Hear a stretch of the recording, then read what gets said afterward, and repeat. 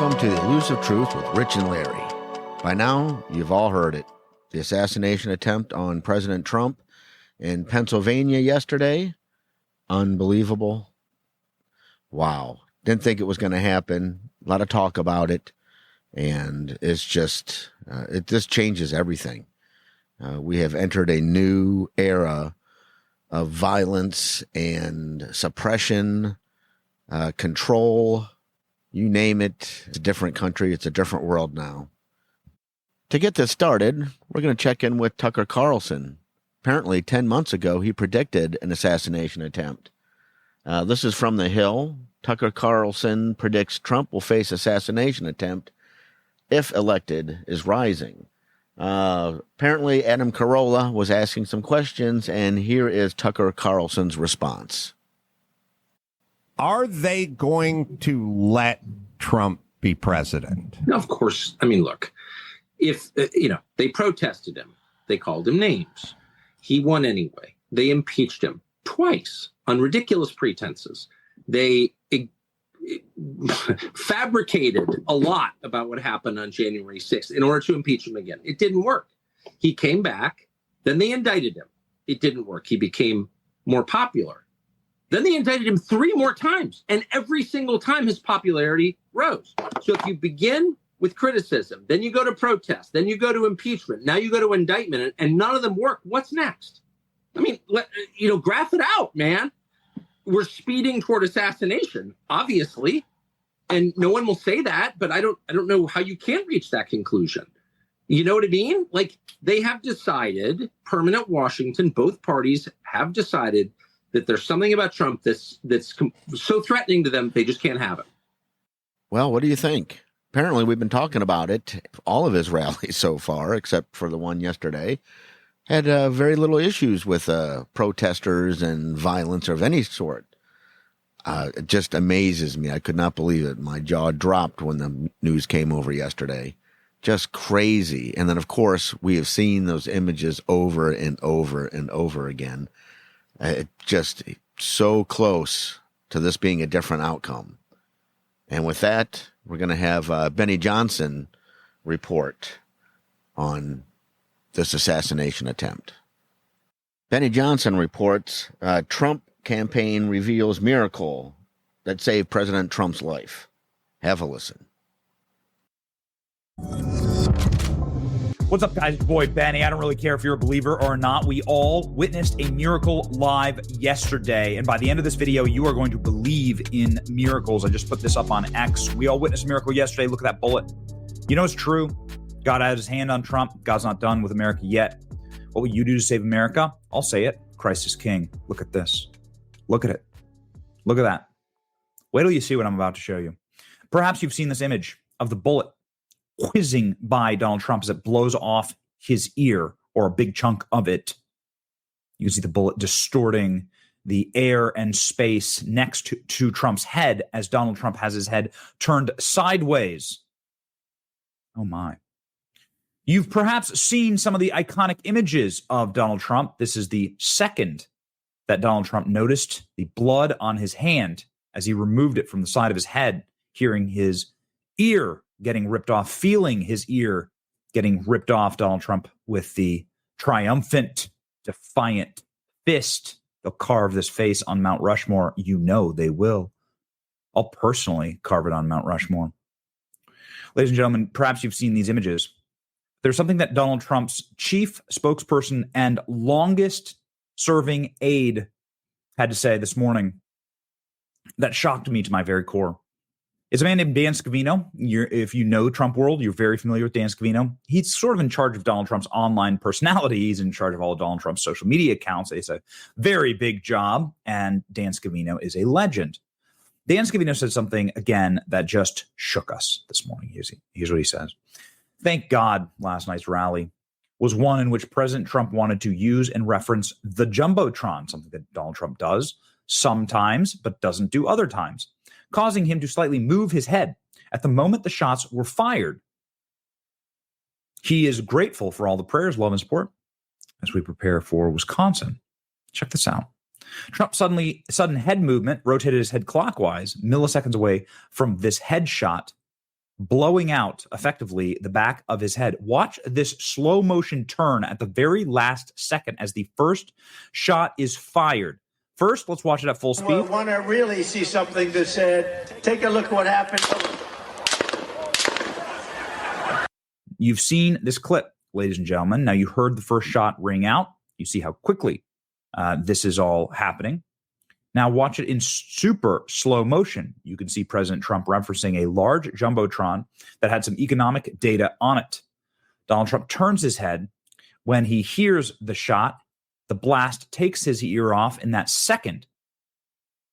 Let's go back. Donald Trump turns his head right there when he gets hit. There he's hit. The turn of the head, the clockwise turn of the head saved Trump's life. In that very instant, ladies and gentlemen, Donald Trump's alive right now because of divine intervention. Check this out. You probably haven't seen this.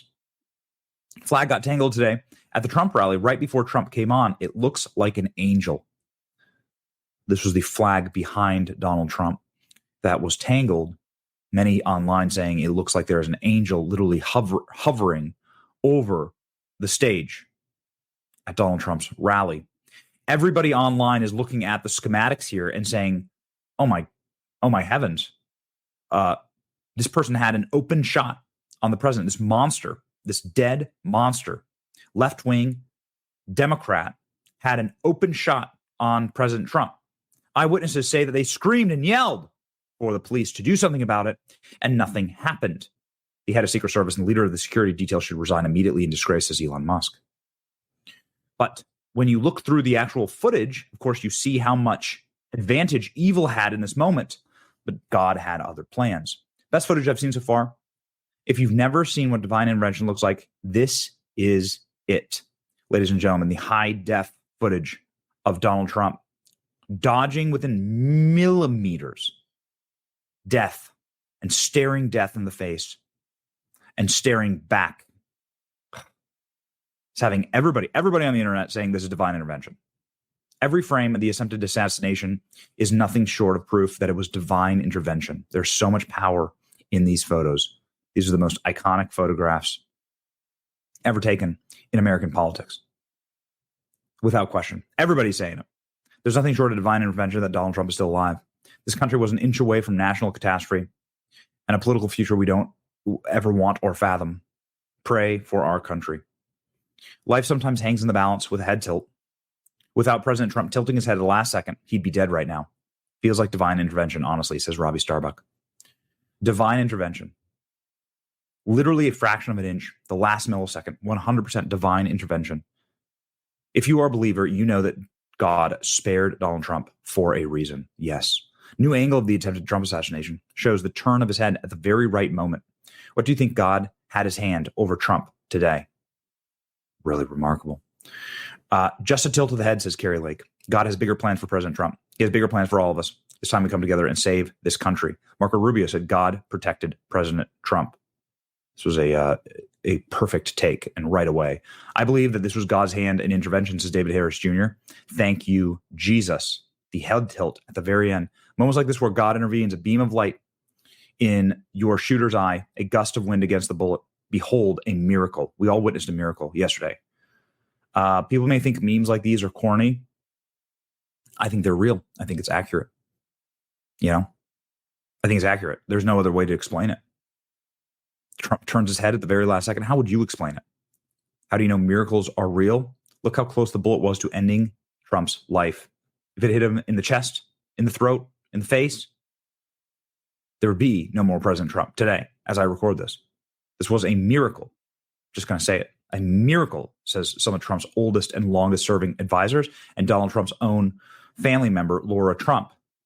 Fear not, for I am with you, with a photo of Donald Trump protected. Donald Trump himself this morning saying God alone prevented the unthinkable from happening.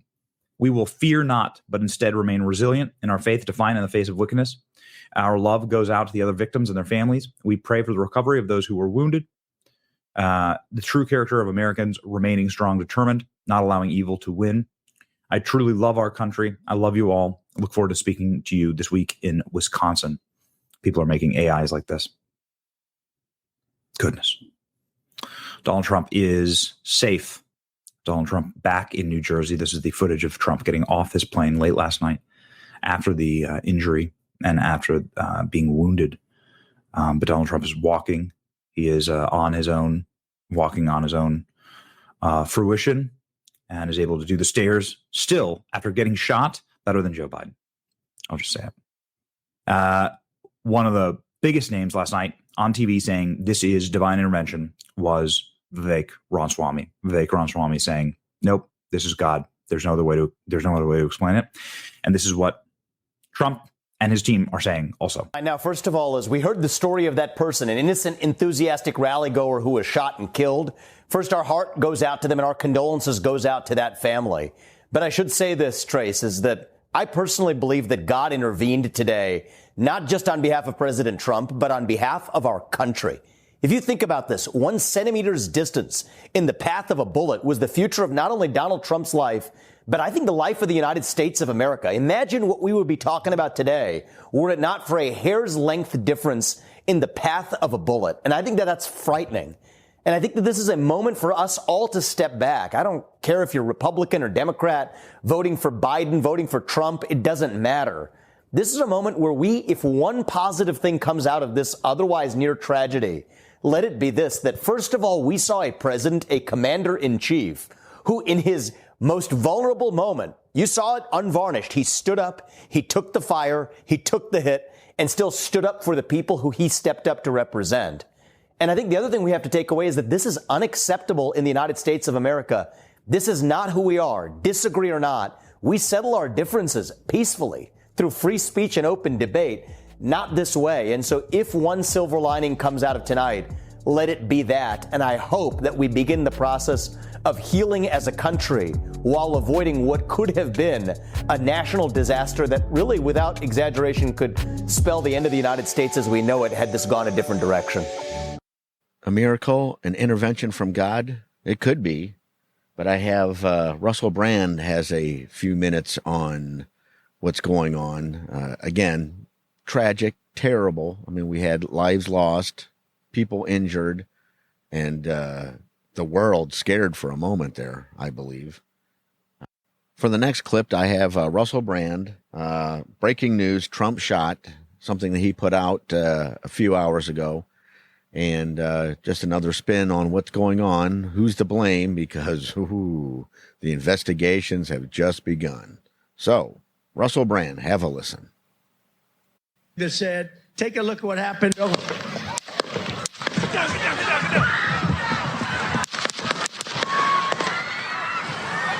People have been saying for a while now that it was likely that there would be an attempt on Donald Trump's life. You know the kind of people that have been saying it, and you know the type of media that have been discussing the possibility. Perhaps in the immediate aftermath, what we can say is that there's a media environment of hysteria and hatred generated, curiously, by the rational neoliberal mainstream media, inflating the threat of Trump, demonizing the character of Trump, constantly associating Trump with hatred, escalating his possible and now yet more likely election with a kind of fascistic, retro 20th century, militaristic, Hitler-esque, apocalyptic nightmare. It would seem that either this wall-to-wall, endless sphere of media condemnation has provoked or inspired a lone gunman to make this attack, or something more sinister has happened. Perhaps you will have noted, as I've done, that CNN were very quick to describe the event as an interruption. Donald Trump's speech is interrupted. It's interrupted by someone trying to kill him. Can you imagine that the CNN, if this were Joe Biden, would report on the event as, oh, it looks like Joe Biden's speech was interrupted by bullets being fired at him. Over the coming days and weeks, I suppose we'll see more division and more condemnation. We'll see people perhaps suggesting that the event was a hoax or a false flag, or that it was planned on one side, and it's likely that it will create yet more invective, more vituperative and condemnatory rhetoric. And I wonder if there will be a point on the eve of the Republican National Convention, which I'm actually going to, where conciliation, an approach of conciliation and ease and good faith and good spirit and a movement towards healing might happen. In the immediate adrenalized aftermath, Donald Trump, presumably terrified, looked pretty robust and pumped as he raised his fist defiantly. But what does this revelation tell us about America so soon after the debates where we've seen the liberal legacy media reframe what many of us have long known as some kind of revelation when it comes to the senescence of Joe Biden? How will this new media artifact be purposed? The truth of it is that for the first time since Reagan was shot at in office, or Kennedy was murdered in office, or Lincoln was murdered in office, there is been an attempt on the life of in this case, former president. And what can we take from it before we know whether or not it was one shooter or multiple shooters, what the potential connections of that shooter are? What we can say is it was likely that something like this would happen with all of the disdain, condemnation, hatred, hysteria around Donald Trump, the continual attempts to frame him as something beyond a populist figure with a set of values that certainly seem to chime with many Americans who, every time he is condemned, feel that they are being condemned along with him. And one thing I think we can say with some certainty is that Donald Trump is likely to be voted president in November this year, unless something more sinister happens to him or to America as a whole. And in this extraordinary, hazy, fluxy world of continual uncertainty, who among us would feel entirely confident that both of those scenarios are not only impossible, but to some degree even likely? It's definitely hard to believe that this happened, but I guess with all the rhetoric, with all the media pressure, with all the name calling, the Nazis, the white supremacists, just over and over again. Like The View, I mean, how many times have they basically said, we got to get rid of Trump? I believe even Biden said a week ago or 2 weeks ago something about the fact that President Trump is in our bullseye. I mean, just crazy stuff going on these days. Now the investigations begin. What did the Secret Service know? What happened? How the perimeter was broken? How did shots get sent off? I guess a lot of questions still need to be answered. But now I'm taking you to the gentleman that was talking to the BBC. He was an eyewitness, and he said minutes beforehand he was trying to warn police and Secret Service. So here's this clip. I don't have this gentleman's name. Couldn't find it anywhere, but have a listen from a BBC reporter talking to an attendee at the Trump rally, explaining he saw the guy on the roof. Have a listen. Right, we couldn't see him, but we could hear him. So we walked up, and probably 5 to 7 minutes of Trump speaking. I'm estimating here. I have no idea, But we noticed the guy crawling, bear crawling up the roof of the building beside us, 50 feet away from us. So we're standing there, we're pointing at the guy crawling up the roof. And he had a gun, right? He had a rifle. We could clearly see him with a rifle. Absolutely. We're pointing at him. The police are down there running around on the ground. We're like, hey, man, there's a guy on the roof with a rifle. And the police were like, huh, what? Like they didn't know what was going on. We're like, hey, right here on the roof. We can see him from right here. We see him. He's crawling. And next thing you know, I'm thinking to myself, why is Trump still speaking? Why have they not pulled him off the stage? I'm standing there pointing at him for, 2-3 minutes. Secret Service is looking at us from the top of the barn. I'm pointing at that roof, just standing there like this.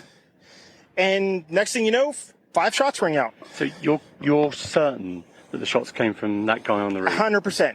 100%. And he was up there for a couple of minutes. He was up there. You saw him up there for a couple of minutes. Absolutely. At least 3 to 4 minutes. And you were telling the police and the Secret Service? We were telling the police. We were pointing at him for the Secret Service, who were looking at us from the top of the barn. They were looking at us the whole time when we were standing by that tree. Could they see binoculars? Could they see him? Probably not, because the roof, the way the slope went, he was behind where they could see. But why is there not Secret Service on all of these roofs here? I mean, this is not a big place.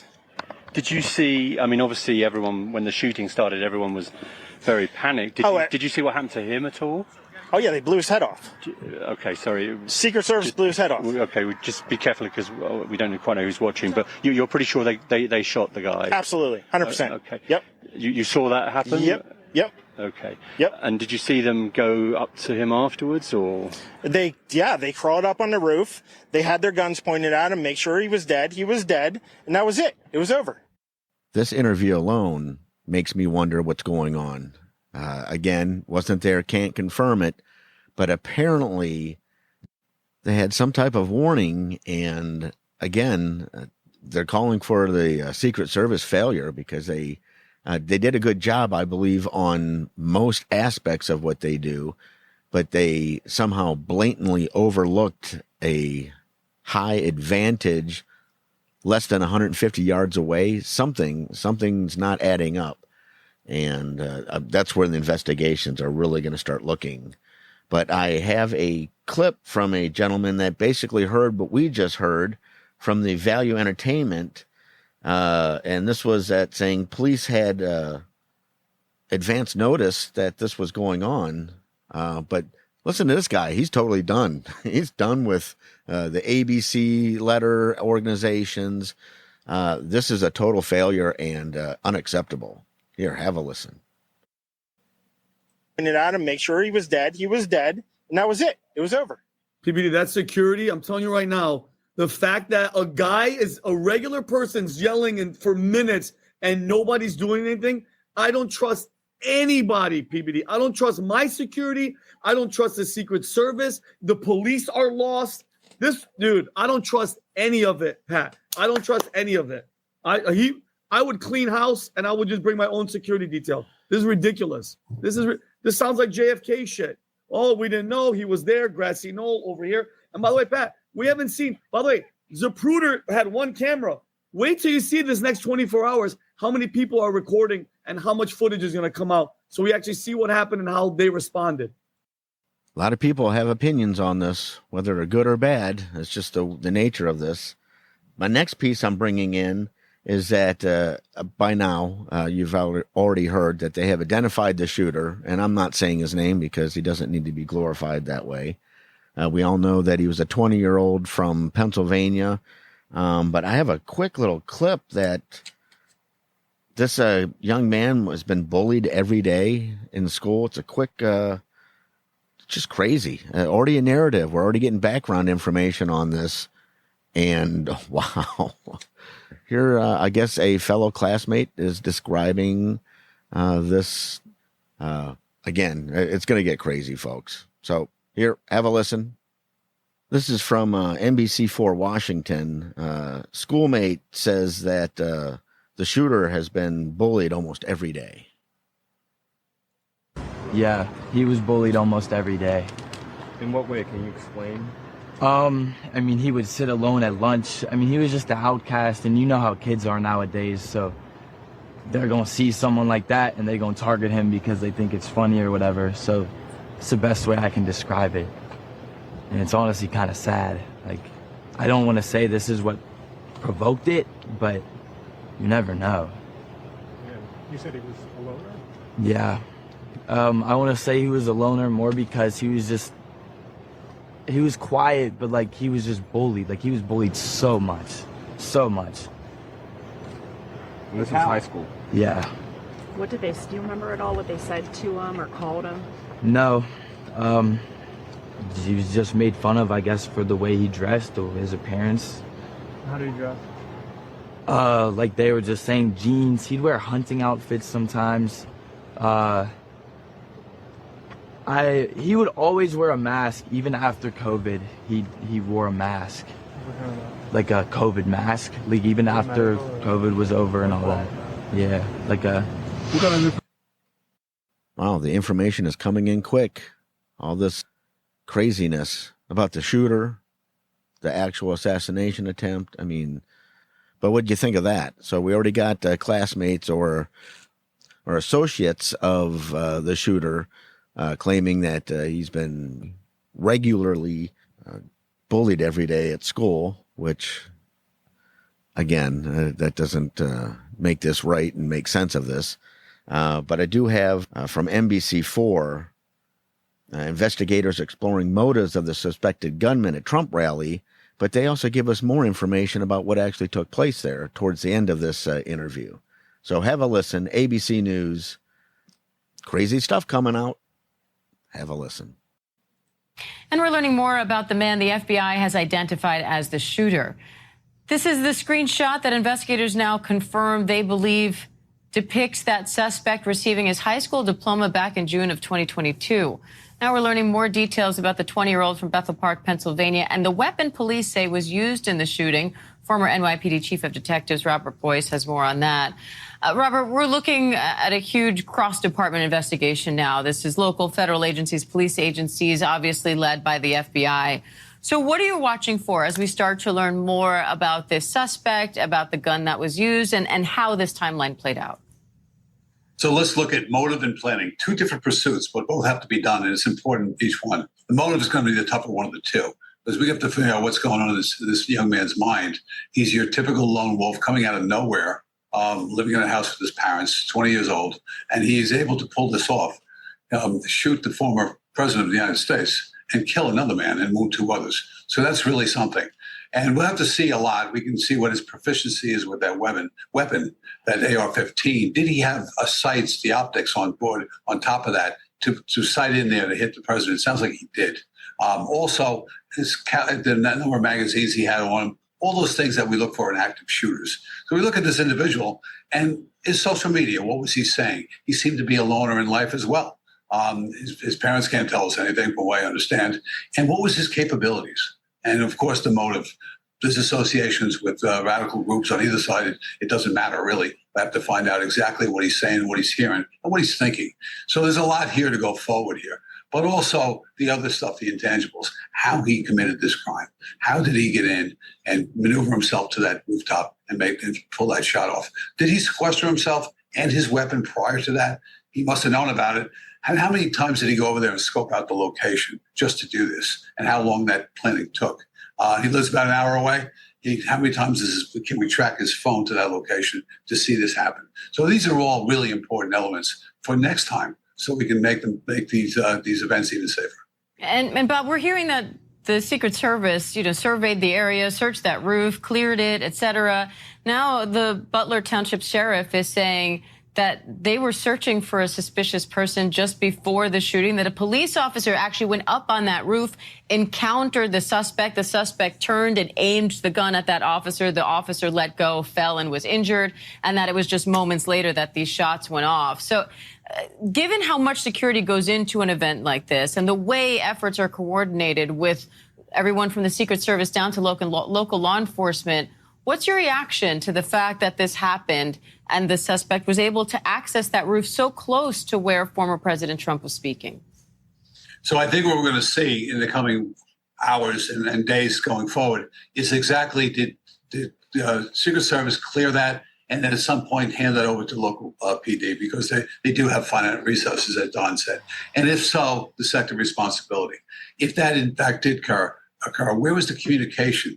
Was it right then when he started shooting, or was it a little time in between that he could have alerted other people in Secret Service and shut that thing down, shut it down to get the president off the stage, and probably would have saved lives? We don't know. Well, we're going to figure this thing out. That initial officer who engaged the subject, What happened then? What did he immediately do after that? Did he get on his radio and call what we call a 1013, that he's down and we have a shooter? That's important stuff to figure out. That timeline is what's really hanging in the balance right now. And we'll know more in the coming days. All right. Former NYPD Chief of Detectives Robert Boyce, thank you. Thanks. I can't believe that. He just basically said that there was a possible sheriff's deputy interaction with the suspected shooter moments before the actual shooting. I mean, wow. Like you said, that timeline is going to be looked at and scrutinized over and over. What did law enforcement know? What did Secret Service know? Fill in the gaps, because, again, the more we learn about this and the more pictures coming out, this should have been prevented. The next piece will corroborate what was just learned. This is coming from News Nation just literally minutes ago. Officer encountered Trump rally gunman moments before shooting. Source, News Nation Now. Wow, see? Craziness is already starting, folks. So let's have a listen to this report. You just spoke to FBI officials on the scene near the suspect's home. What did they tell you? Hey, Anna, we're actually waiting right now, momentarily, any moment, to get an update from senior FBI officials into this investigation. So I don't have any of that to report out at this point yet. But what we are learning, and this is pretty big according to some of the latest reporting coming out on this, several law enforcement officials are telling the AP that a local officer actually encountered the shooting suspect on the top of that building that he's accused of shooting from, climbed up onto the roof. This was after being flagged down by bystanders who saw that suspect climb up there. And that officer apparently went up onto the roof, and the suspect pointed his rifle at the officer, and that officer reportedly retreated, giving the suspect the opportunity to shoot his rifle at former President Trump. So that is one of the big things that we are learning. That's in the latest reporting, according to the Associated Press. We are also learning more, Anna, about the victims in this situation. Now, all three of them have now been named. This, according to the Pennsylvania governor's office. We had been telling you over the past hours about the father of two and husband, the 50-year-old Corey Comparator of Sarver, Pennsylvania. He had already been named, but just in the last few moments, the Pennsylvania governor's office has named those other two victims who are in critical but stable condition. They are 57-year-old David Dutch of New Kensington, Pennsylvania, and 74-year-old James Copenhaver of Moon Township, Pennsylvania. Again, both of them now listed in stable condition, and we understand they are still at the hospital. Anna? Evan, I just want you to highlight one more time that latest bit of information that's being reported by the Associated Press there. What happened on the rooftop? Can you share one more time?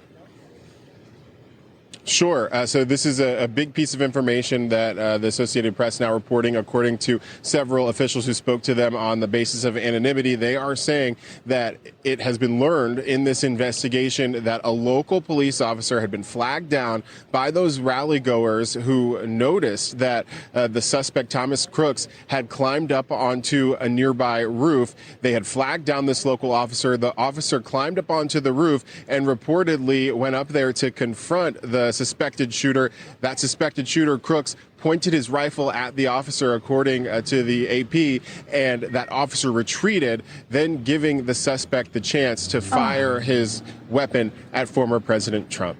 Oh, my goodness. All right. Big news there. Evan Lambert in Bethel Park, Pennsylvania. Keep us updated. Thank you so much. Did you hear that? That is definitely big news. That means the local law enforcement had a run-in with the shooter on the roof moments before shots were fired. Then what? Nothing? I'm not quite sure what others would have done, but as a law enforcement officer, aware of my surroundings, of what's going on, I would have took that guy out right there and then. What's he doing on a roof with a gun? You know, screw that. You're not complying, whatever. I mean, I'm sure I would have gotten in trouble, but that's just my opinion and I guess my sense of duty to react to a situation. I mean, why would you be on a roof with a high-powered weapon I mean, at a Trump rally, this is just nuts. Total breakdown in security. What I am sure about is in the next few days, more and more information will come out about everything. The Secret Service is on the hook for this as well. There will be some firings. This is all political. And apparently, if you haven't heard, I guess there's also reports that the Secret Service team of Donald Trump was asking for more resources and apparently denied. And there's memos leading to this. But this will come out too. Congress is going to get involved. Everybody's going to get involved. This is just not good. This is not how we settle things in America. We're bigger than this. We have a justice system. But all things considered, things have to be fair. And there's definitely a big push or a big notion that justice system has been undermined and used for political purposes now. And that will come out in the wash as well. I'm telling you, craziness. Thank God that President Trump appears to be in good health, recovering from his injury in the ear. Just thank God. This definitely changed things. People are definitely going to wake up. Okay, now for the conspiracy theorist. I've dug up a little thing, or actually it appeared before me, and you'll probably find this out in the next couple of days. The shooter was in a commercial for BlackRock, and there's your tie-in to BlackRock controlling everything. Picture shows, or the clip shows, the shooter sitting at a desk overlooking or watching a teacher or something like that. It had something to do with the Pennsylvania school system. BlackRock managing the funds and the money. That was the gist of it. So just some little tidbit, but I am sure that that's it. This was a PSYOP event. The government's involved. The CIA's involved. Like I said, here we go, folks. Crazy town. But just interesting, though. BlackRock, how do they seem to get into everything? I'm going to leave you with Tom McDonald. Can you believe that? He had time to actually write a quick little song called You Missed. Have a listen. Tom McDonald, You Missed.